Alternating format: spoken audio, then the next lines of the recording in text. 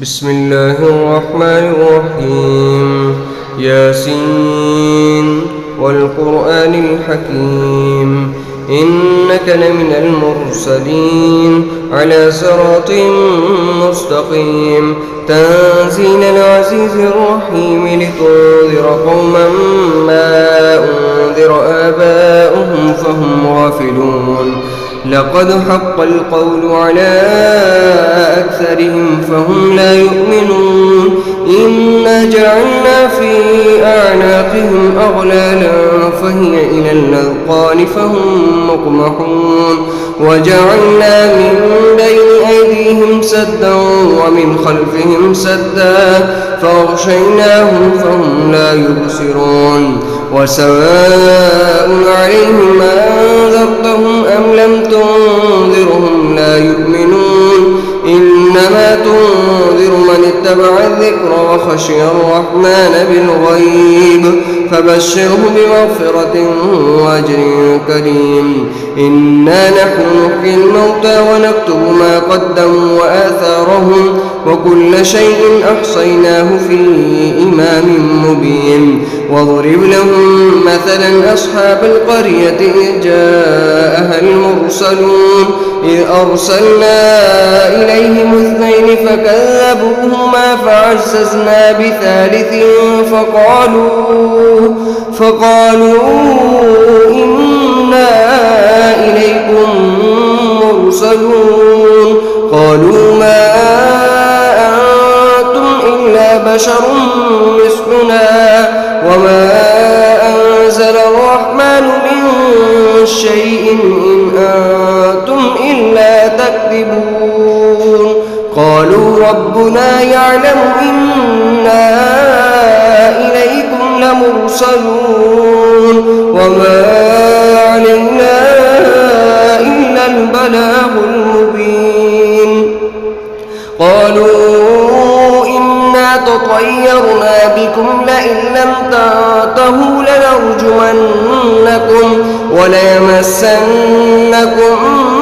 منا عذاب أليم قالوا طائركم معكم إن ذكرتم بل أنتم قوم مسرفون وجاء من أقصى المدينة رجل يسعى قال يا قوم اتبعوا المرسلين اتبعوا من لا يسألكم أجرا وهم مهتدون وما لي لا أعبد الذي فطرني وإليه ترجعون أأتخذ من دونه آلهة إن يردني الرحمن بضر لا تغن عني شفاعتهم شيئا ولا ينقذون إني إذا لفي ضلال مبين إني آمنت بربكم فاسمعون قيل ادخل الجنة قال يا ليت قومي يعلمون بما غفر لي ربي وجعلني من المكرمين وما أنزلنا على قومه من بعده من جند من السماء وما كنا منزلين إن كانت إلا صيحة واحدة فإذا هم خامدون يا حسرة على العباد ما يأتيهم من رسول إلا كانوا به يستهزئون ألم يروا كم أهلكنا قبلهم من القرون أنهم إليهم لا يرجعون وإن كل لما جميع لدينا محضرون وآية لهم الأرض الميتة أحييناها وأخرجنا منها حبا فمنه يأكلون وجعلنا فيها جنات من نخيل وعناب وفجرنا فيها من العيون ليأكلوا من ثمرها ثمره وما عملته أيديهم أفلا يشكرون سبحان الذي خلق الأزواج كلها مما تنبت الأرض ومن أنفسهم ومما لا يعلمون وآية لهم الليل نسلخ منه النهار فإذا هم مظلمون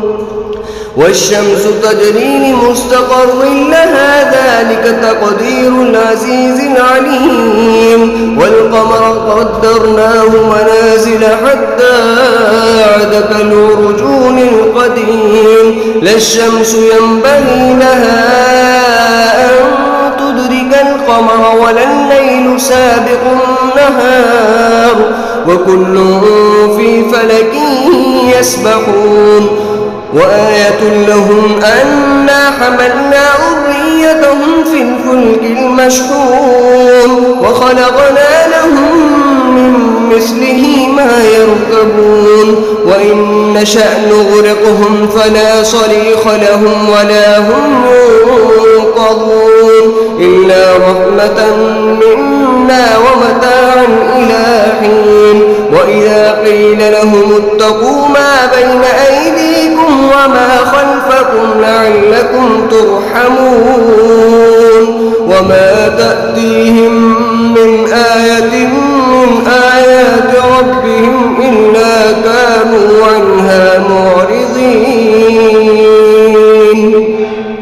وإذا قيل لهم أنفقوا مما رزقكم الله قال الذين كفروا للذين آمنوا أنطعم من لو يشاء الله وطعمه إن أنتم إلا في ضلال